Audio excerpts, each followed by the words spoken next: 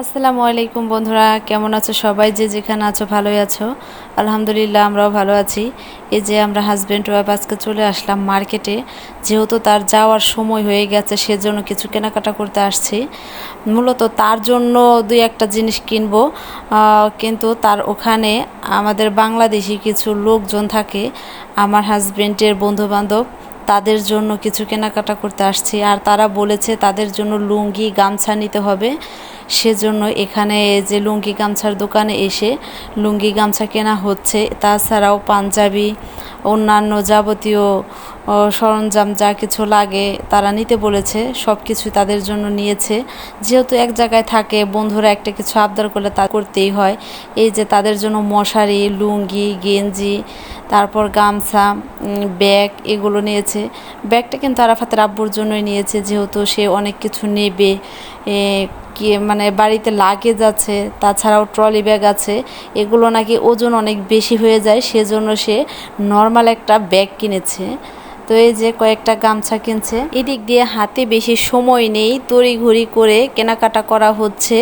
ওদিক দিয়ে সারাদিন বাসায় রান্নাবাড়া করে রাখি, আর সন্ধে হলে হাজব্যান্ডের জন্য শপিং করতে আসি। তো সব মিলেই ব্যস্ততা সময় পার করছি।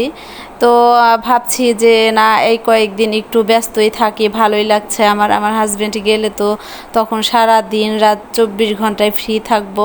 তো ব্যস্ত থাকতে ভালোই লাগে, আলহামদুলিল্লাহ। তো সবাই আমাদের জন্য দোয়া করবেন, আমার হাজব্যান্ডের শরীর যেন সবসময় সুস্থ থাকে, ভালো থাকে। তো এই যে এখানে বড় বড় কয়েকটা গামছা নেওয়া হচ্ছে। একটা গামছা কিন্তু বাসায় রেখে যাবে আমাদের জন্য, সেজন্য একটু বেশি করে গামছা নিচ্ছে।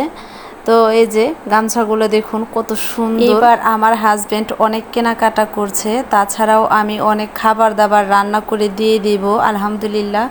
কিন্তু এমন একটা সময় গিয়েছে যখন কিনা সে কিছুই নিতে পারেনি, সেটা হলো করোনার সময়।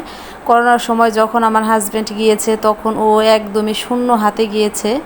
তো আল্লাহ পাক সবার সামর্থ্য একরকম রাখে না, দিনকাল সবারই ঘোরায়।